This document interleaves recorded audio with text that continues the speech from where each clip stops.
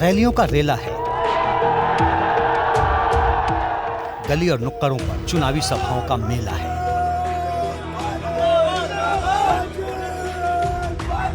कमल के फूल वाली सेना सत्ता में वापसी का दावा कर रही है, तो राजस्थान में पंजे वाली सेना के सेनापति गोविंद सिंह डोटासरा का यकीन इतना मजबूत है कि वो अभी से झूम रहे हैं। पिछली बार 18,078 वोटों से जीता था, इस बार हम 40,000 से जीतेंगे। 100% राजस्थान में कांग्रेस की सरकार बनने जा रही है। जनता का आशीर्वाद हमारे साथ है, भगवान का आशीर्वाद हमारे साथ है।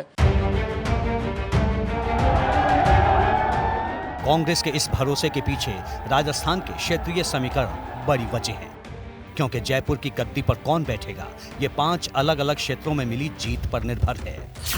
पहला, मारवाड़ यानी पश्चिमी राजस्थान, यहाँ 61 विधानसभा सीटें हैं।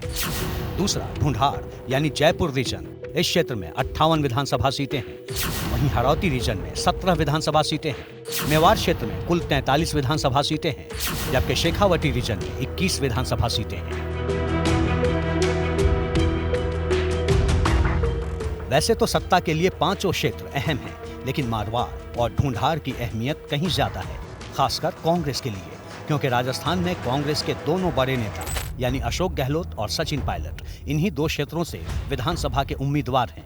कांग्रेस ने अशोक गहलोत को मारवाड़ की सरदारपुर सीट से उम्मीदवार बनाया है, जबकि सचिन पायलट ढूंढाड़ रीजन के टोंक से प्रत्याशी हैं। 2018 में मारवाड़ क्षेत्र में कांग्रेस को 29 सीट मिली थी, जबकि बीजेपी को मारवाड़ रीजन में 24 सीटों से संतोष करना पड़ा था। ढूंढाड़ रीजन में कांग्रेस ने 35 सीटें जीती थी, जबकि बीजेपी 10 सीटों पर ही सिमट गई थी।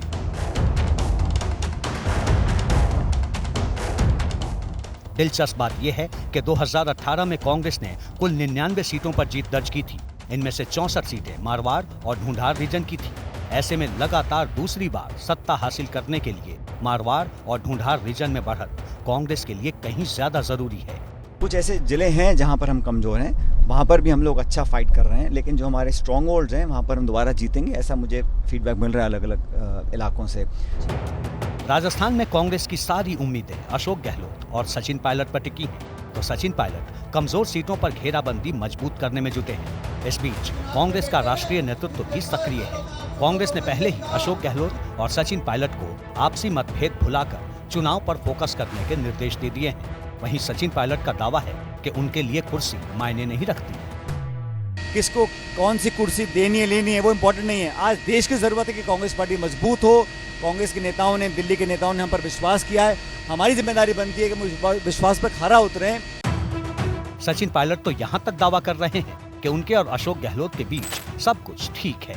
चुनाव के बीच में मनमुटाव की कोई गुंजाइश नहीं। अशोक जी और आपके रिश्तों को लेकर लोग जान रहे हैं। हमारे रिश्ते पॉलिटिकली बिल्कुल ठीक हैं, अच्छे हैं।